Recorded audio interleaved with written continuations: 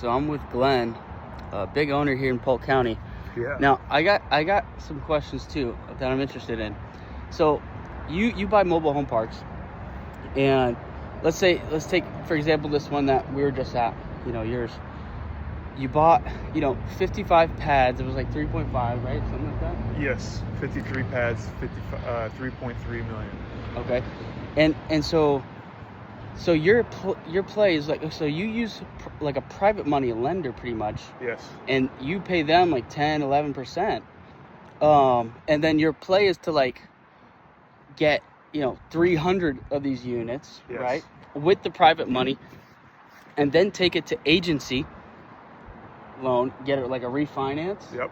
Drop the rates from like 10-11% to like 5. Yep. So tell me about that. I think that's really cool. Like I think the lenders where you can get it at 10-11, that's amazing, and they're covering everything.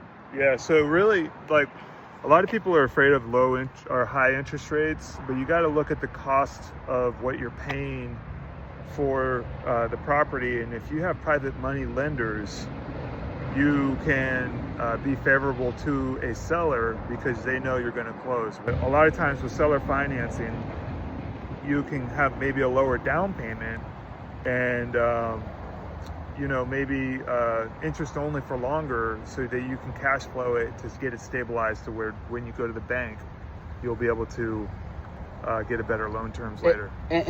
So if you do seller finance and you're using like a lender that's going to cover, they're willing to go in second position, or they want to be first still, or most of the time they're first. I've heard of other people doing second, but so the seller note would be in second in that situation.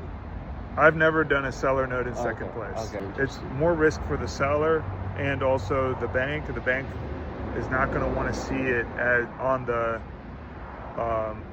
the property, so you're going to have that seller note tied to the LLC. Oh, like a pref equity piece in the LLC. I like that a lot. Exactly. I was, I was thinking, I was like pondering that. Okay, interesting. So then you buy these parks with the private lender, and then or at least what you're thinking of doing now, and then after is you get a big package of these. Yes. And then you go take it to agency, you get a refi. Are you just paying off the lender? Are you taking a piece on top, or like what? Like, yeah, you always, when you go to refinance, I always try to get as much out of it as I can, just because that money is, even if it's 7%, you're going to be able to do better than 7% on a new property. Love it. All right, that's Glenn Yaney. Awesome.